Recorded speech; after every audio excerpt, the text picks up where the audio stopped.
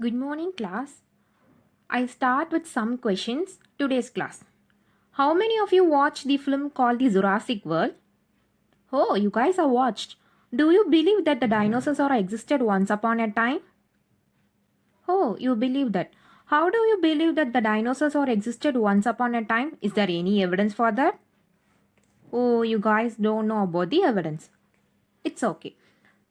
Yes, we have evidence for that, and those evidence are called as the paleontological evidence.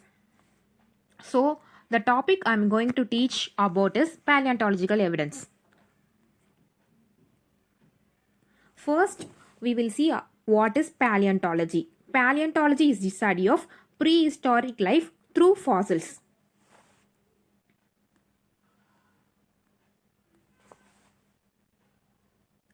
We know that paleontology is the study of prehistoric life through fossils. But what are these fossils are? Fossils are described as the true witness of evolution or documents of various geological state of evolution.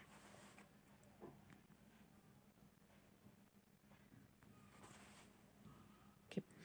How these fossils are formed? Okay, let's see about that. They formed by fossilization process. Fossilization is a process by which plant and animals remains are preserved in sedimentary rocks. To better understanding, we will watch one video about fossilization.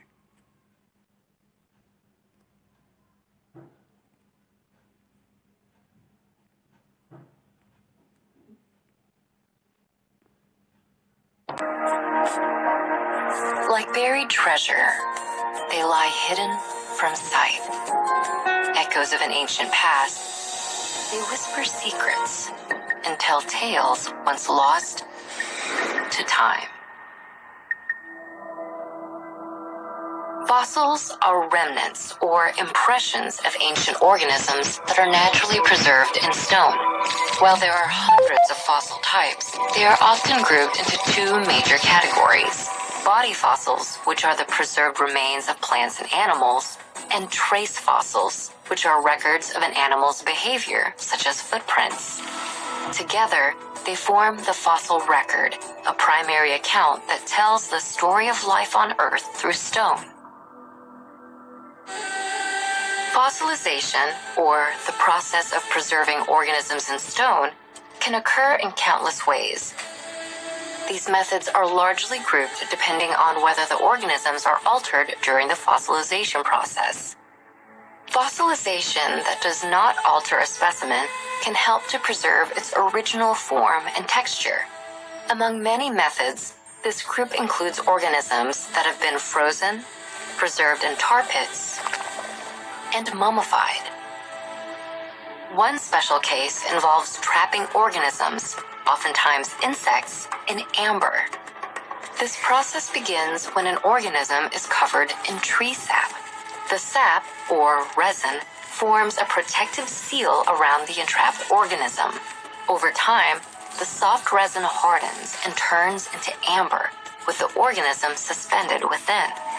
This process creates a biologically inert tomb for the organism, allowing its soft tissues to be remarkably preserved. Other fossilization methods change the specimen as it is being preserved. For instance, carbonization transforms soft tissues into thin black films of carbon. In fact, countless layers of carbonized plant material create a well-known fossil fuel, coal. But one of the most common types of fossilization that changes a specimen is called permineralization. Permineralization begins when minerals from water or the ground enter the pores of dead plant or animal material. Over time, the minerals attach themselves, clinging onto cellular walls and building a crystalline network in the empty cavities. This mineralization hardens the bone and turns it into stone, thereby preserving its original structure in fossil form. When conditions are right, fossilization can preserve crucial information about an organism. Permineralized wood, often contains enough information to identify its tree genus and sometimes its species. Insects encased in amber have been so well preserved that their genetic material was extracted and partially sequenced. And footprints left behind by ancient hominins help paint a picture of what life was like for early human ancestors millions of years ago. With every fossil uncovered, the planet's ancient past becomes clearer, helping shape our understanding of our world today.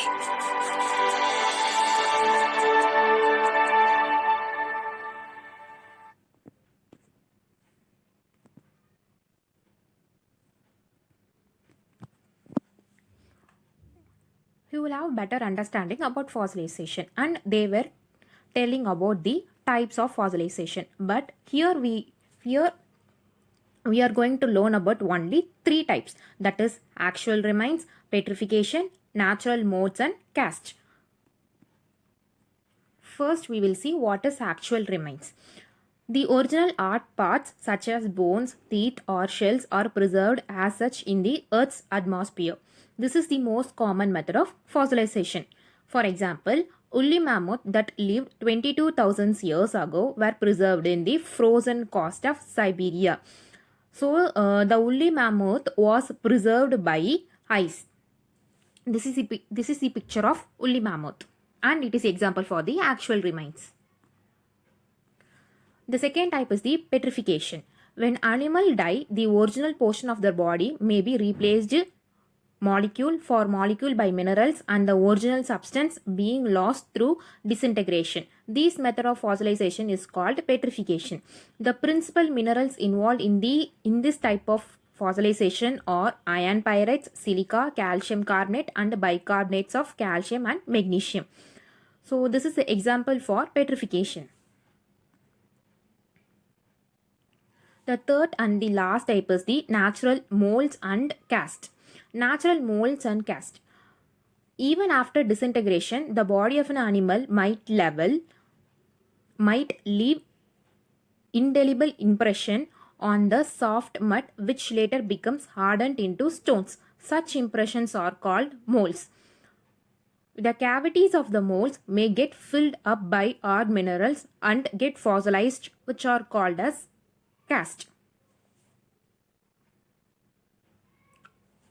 Okay, so we'll wind up this class, and your follow-up work is find the information about the different type of fossils and related picture to that. That's all for today's class. Thank you, students.